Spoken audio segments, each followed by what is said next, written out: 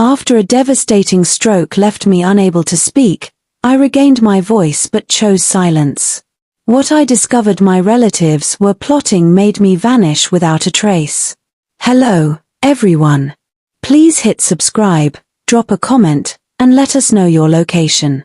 Now, let's dive into this incredible journey together. The speech therapist's announcement struck me like thunder. Rebecca, your vocal cords are functioning again. 8 months following the massive stroke that robbed me of speech at age 35, sound emerged from my throat during that Wednesday afternoon appointment.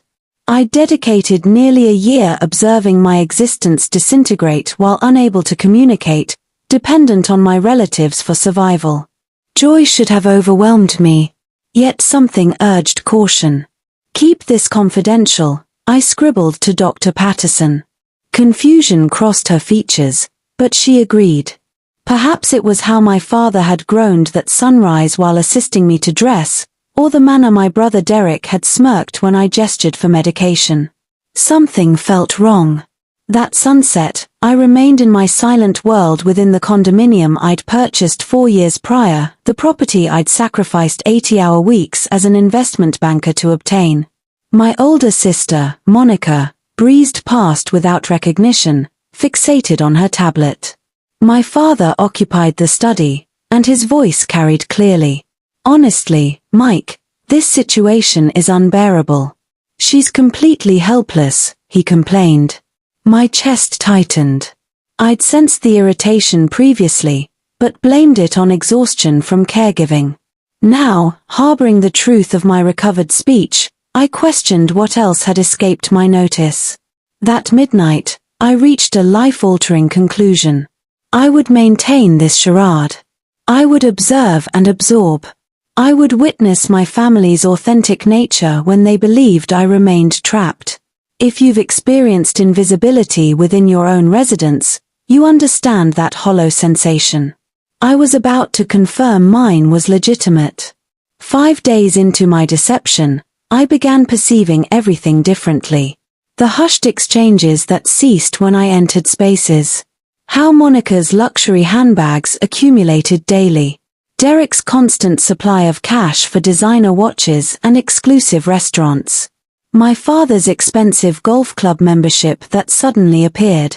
Rebecca, sweetheart, we must discuss finances, Dad announced Thursday morning, settling beside me with that troubled look I'd previously trusted. Your rehabilitation costs are mounting. We'll need to access your investment portfolio to manage living expenses. I'd granted him power of attorney months earlier, trusting completely. How much? I typed on my communication device, maintaining my helpless demeanor. Approximately $20,000 immediately, just to stabilize everything. He squeezed my shoulder. Don't burden yourself with specifics. I'm managing everything. $20,000. I nodded slowly, studying his expression. Something flickered in his eyes I'd never recognized, perhaps greed, possibly satisfaction. That evening, I accessed my financial accounts for the first time in months. What materialized made my blood freeze. $89,000 vanished. Not toward medical expenses, those were handled by my insurance and the malpractice settlement from the hospital's negligence. Gone through wire transfers, luxury purchases, cash withdrawals. I examined months of transactions with trembling fingers. High-end boutiques, vacation packages, electronic transfers to Derek and Monica.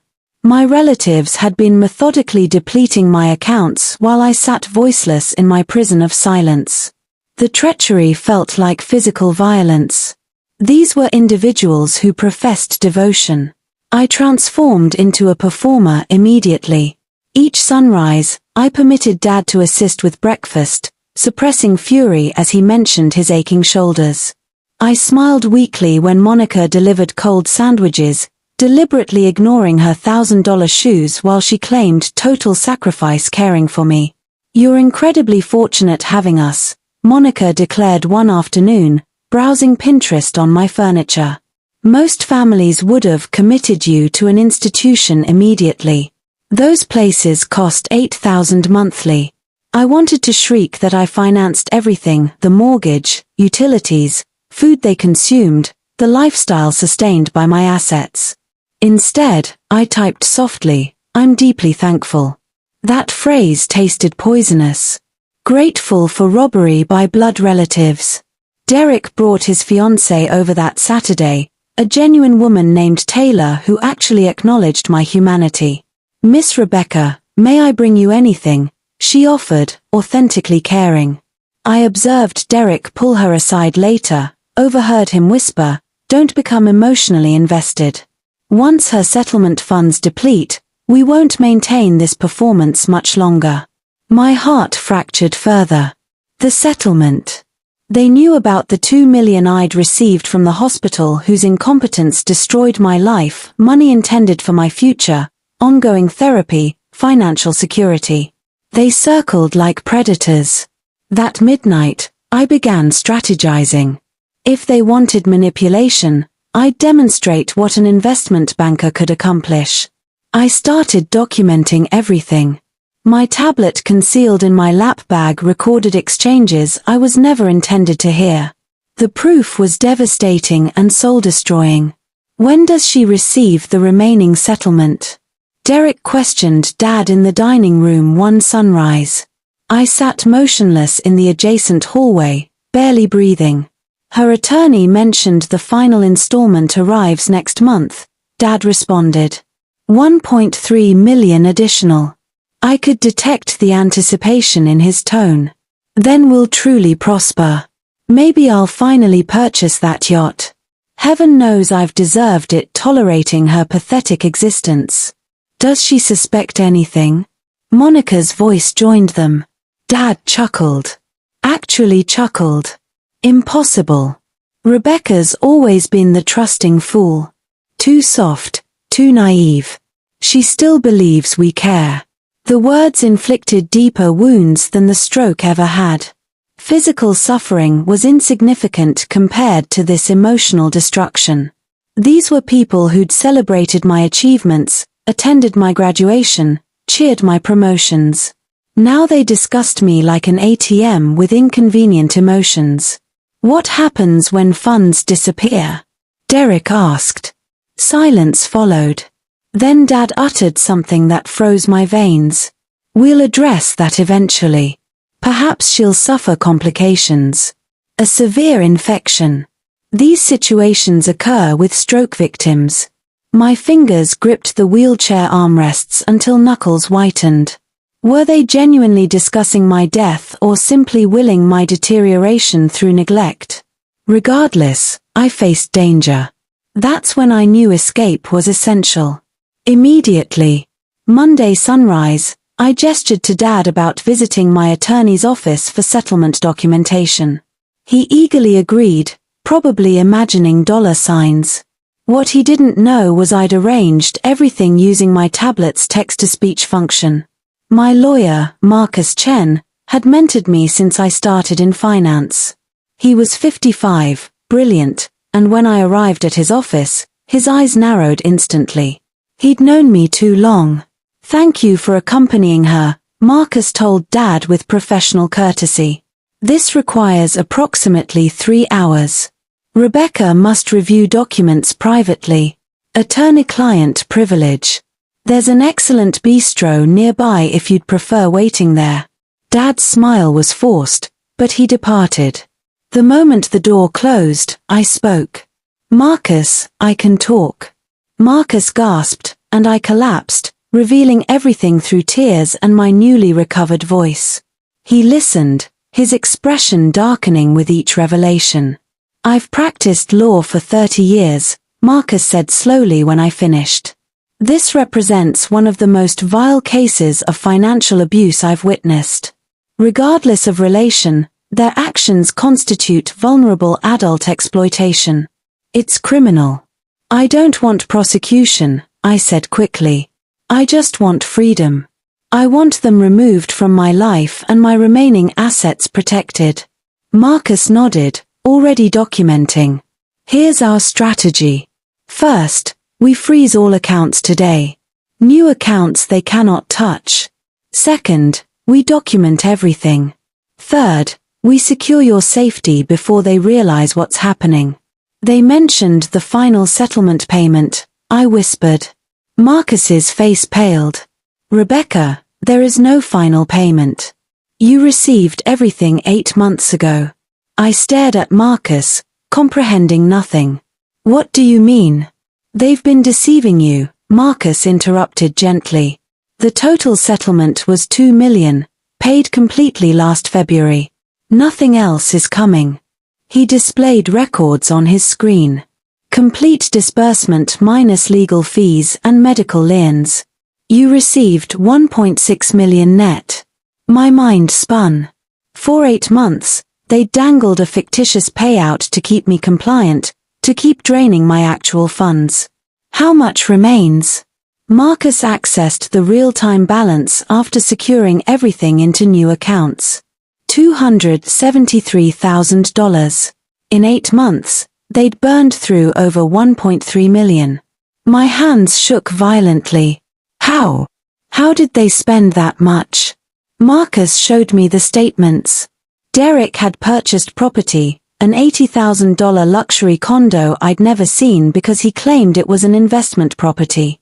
Monica had taken 6 international vacations, stayed at exclusive resorts, purchased designer everything. Dad had bought a boat, new furniture, and yes, booked that yacht club membership. They'd even covered Derek's business debts, $45,000 to various creditors. They've been living like millionaires on your tragedy, Marcus said, disgusted. And when you recovered enough to notice, they planned to, what did you overhear? They said I might have complications. The words strangled in my throat. Marcus's expression turned fierce. We're extracting you today. Right now.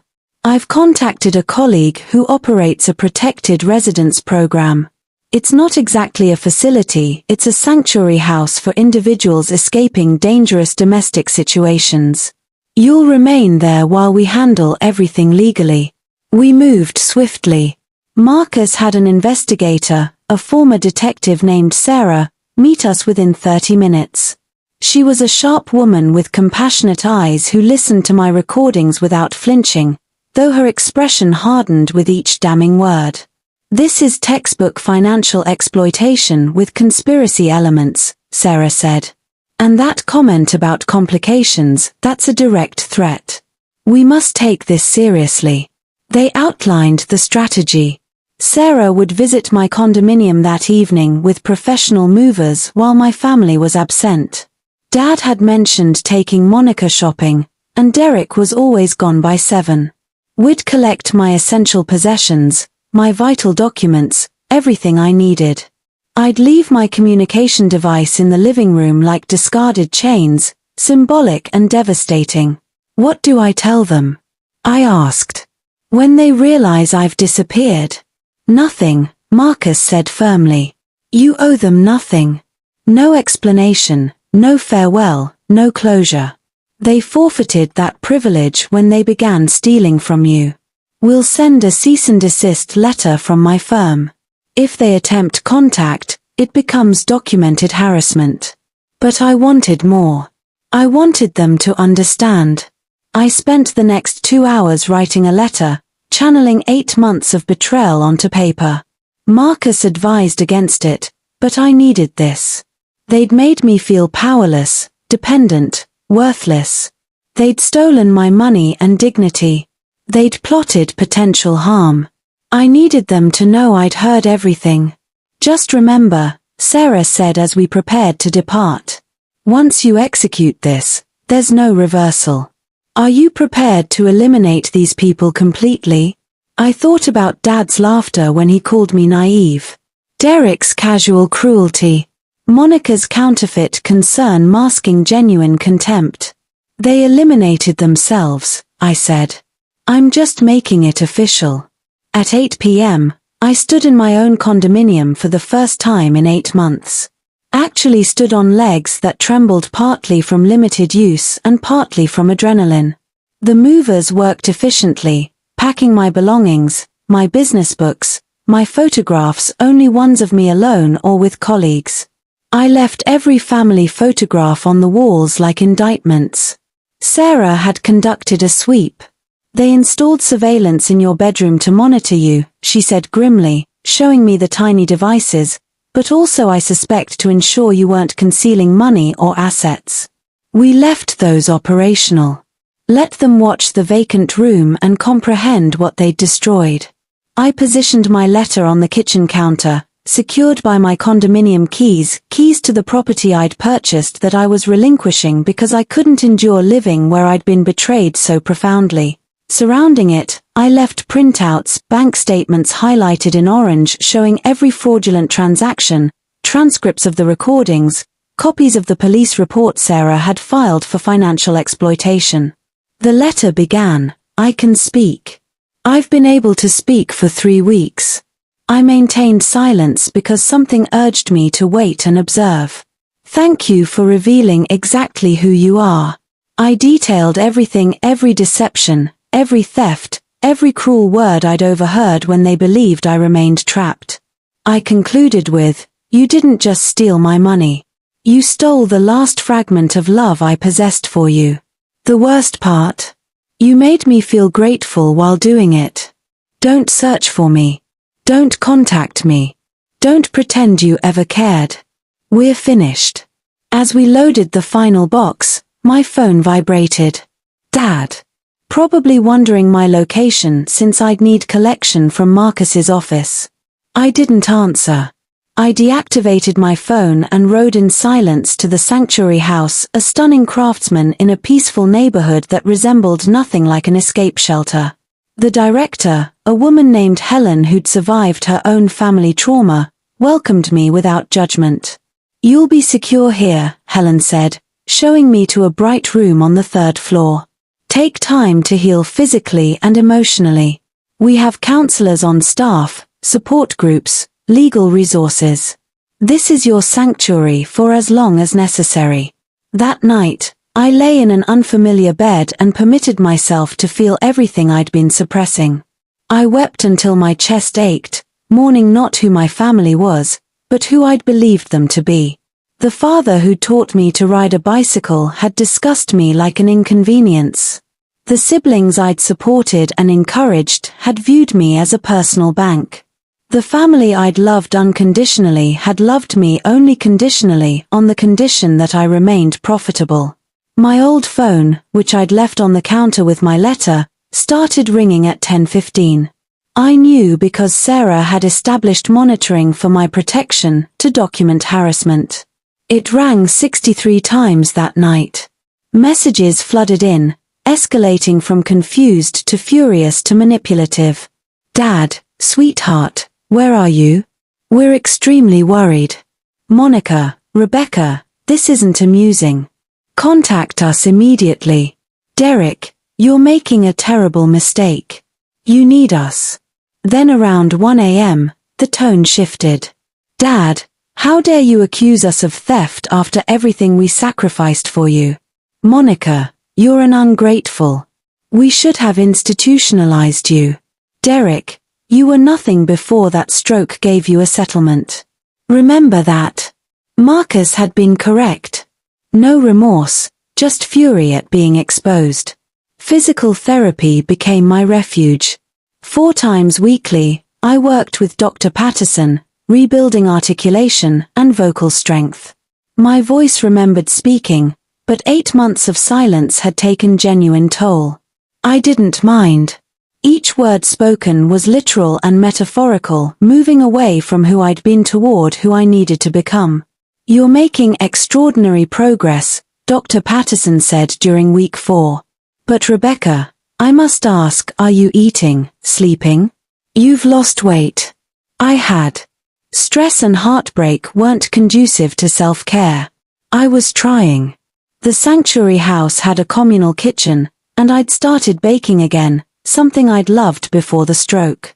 Other residents would join me, and slowly I began forming a new family, one built on mutual respect and chosen connection, not blood obligation. There was Jennifer, escaping financial abuse from her ex-husband. Michael, whose addiction had cost him everything until he recovered. Patricia, whose adult children had exploited her after her partner died. We were all rebuilding, all learning that family was supposed to protect you, not prey on you. My old family's harassment escalated. They'd discovered my new number somehow. Probably contacted the law firm pretending to be me. More messages, more voicemails. Monica appeared at Marcus's office demanding my location, screaming that I'd abandoned them. Security removed her. She filed a missing persons report, claiming I was mentally incapacitated and vulnerable. Sarah handled it, showing police the evidence of exploitation and my statement that I'd departed voluntarily. They're desperate, Marcus explained. That settlement money is gone. They were living beyond their means, expecting more to arrive. Now reality's hitting and they're spiraling. I should have felt vindicated. Instead, I just felt hollow and infinitely sorrowful. 3 months after I departed, Dad appeared at the sanctuary house. I don't know how he found me. Maybe he hired someone. Maybe he'd been surveilling Marcus's office. Helen called me downstairs, her expression apologetic. You don't have to see him. I can have him removed. But I needed this. I needed to look him in the eye and see if there was any remorse, any recognition of what he'd done. I walked downstairs on my own 2 feet, and when Dad saw me standing and heard me speak, he gasped. Rebecca, darling, you can talk. Why didn't you tell us? We could have celebrated. Stop. My voice was steady, cold. I know everything. I heard everything. Don't insult me by performing now. His face crumbled, but I couldn't determine if it was genuine emotion or theater. We were going to repay you. We just borrowed. You stole $1.3 million from me while I was injured and vulnerable. You discussed me having complications. You called me naive and pathetic. You made me feel like a burden while you were robbing me blind. My hands clenched. You're my father. How could you? I raised you, he shouted. And there it was, the entitlement, the rage. I fed you, clothed you, educated you for 18 years. You owed me. That money should have been for all of us, for the family. I didn't owe you my trauma settlement. I didn't owe you my future security. And I definitely didn't owe you the right to steal from me and laugh about it behind my back. Dad's expression hardened. You'll regret this. Blood is blood, Rebecca. You'll come crawling back when you realize you're completely alone. I'd rather be alone than surrounded by people who view me as a paycheck, I said quietly. Marcus moved forward with civil action. We weren't pursuing criminal charges. I couldn't bring myself to imprison my father, regardless of his actions, but we demanded restitution. The case was straightforward, clear evidence of theft, exploitation of a vulnerable adult, and conspiracy. They couldn't repay what they'd stolen. Derek's luxury condo got foreclosed when he couldn't make payments. Monica had to liquidate her designer collection at a fraction of what she'd paid. Dad's boat, which he'd purchased with my money, ended up with a lien against it. The yacht club membership was cancelled, forfeited. They're claiming hardship, Marcus told me during one of our meetings. Asking the judge for mercy, saying they didn't understand their actions were illegal. But they did understand, I said, thinking of those recordings. They knew exactly what they were doing. They just didn't think they'd get caught. The judge agreed. In a scathing ruling, she ordered them to pay restitution of $650,000, less than they'd taken, but more than they could possibly gather.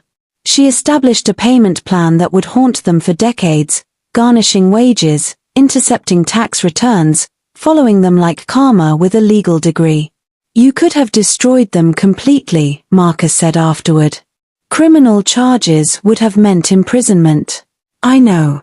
I stared out his office window at the city below. But I'm not trying to destroy them. I'm just trying to protect myself and recover some of my money. What they did to our relationship, that destruction is on them. 4 months post-escape, I started searching for my own apartment, something modest, manageable, mine. I was speaking without difficulty now, stronger every day. I'd started doing freelance financial consulting from home, rebuilding my career gradually. 8 months later, I sat in my new apartment, a charming studio with large windows and a balcony facing west, catching the sunset, and reflected on everything I'd lost and gained. The family that raised me was gone, replaced by strangers who wore familiar faces but had hearts I'd never truly known.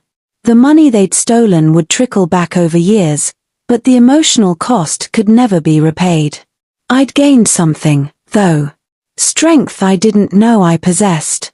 The ability to walk away from toxicity even when it wore the mask of love. A chosen family at the sanctuary house, people who understood betrayal and survival. Self-respect that didn't depend on making others comfortable or pretending to be weaker than I was. Sometimes late at night, I wondered if they understood what they'd lost. Not the money, the relationship. Did Dad ever think about the daughter who'd once called him for advice on everything? Did Monica remember the sister who'd paid for her wedding? Did Derek recall the sister who'd mentored him through business school? Probably not. People who could do what they did weren't capable of that kind of reflection. They justified it somehow, made themselves victims in a story where they were clearly villains.